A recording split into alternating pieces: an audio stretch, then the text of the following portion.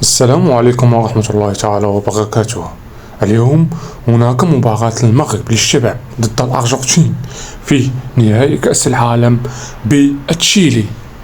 المنتخب المغربي سيبحث عن تحقيق إنجاز عالمي جديد عن طريق تتويج بكأس العالم للشباب كأول منتخب عربي يحقق هذا الإنجاز.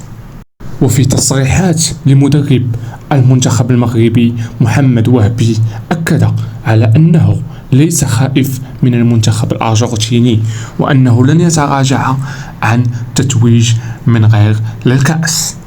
وأكد المدرب على أن المنتخب الأرجنتيني هو منتخب قوي، ولكنه أكد أيضا على أن المنتخب المغربي سيتوفق عليه بالتأكيد. وستكون المباراة ملعوبة في الساعة 12 بتوقيت المغرب ليلا. من يريد المشاهدة ما عليه إلا الاشتراك بالقناة. سيكون هناك بث مباشر للمباراة على هذه القناة. ومن أبرز غيابات المنتخب المغربي أو المباراة النهائية بصفة عامة هو الحارس أو أفضل حارس بالبطولة ياسين بن شاوش، حارس رديف موناكو الفرنسي. ومن خلال ما سبق من المباريات في الكأس سيتأثر المغرب بقوة بهذا الغياب. وأكد المحللون الأرجنتينيون على أن المنتخب المغربي منتخب ضعيف جدا، وعلى أنهم أمام مباراة سهلة أسهل من النصف النهائي ضد منتخب الكولومبي.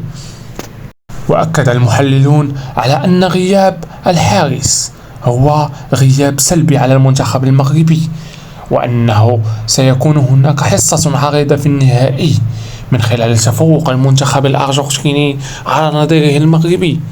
وفي خلال توقعات المباراة أكد أحد المحللين الأرجنتينيون على أن المباراة ستنتهي بالتأكيد ب3-1 لصالح المنتخب الأرجنتيني، وهذا ما لا يتمناه أي مغربي. أنتم المشاهدون اكتبوا لنا في التعليقات ما هي توقعاتكم للمباراة، ومن يحقق التوقع الصحيح سيفوز بجائزة 500 درهم من القناة. وأتمنى كأي مغربي آخر أن يحقق المنتخب المغربي جائزة أفضل منتخب شاب في العالم.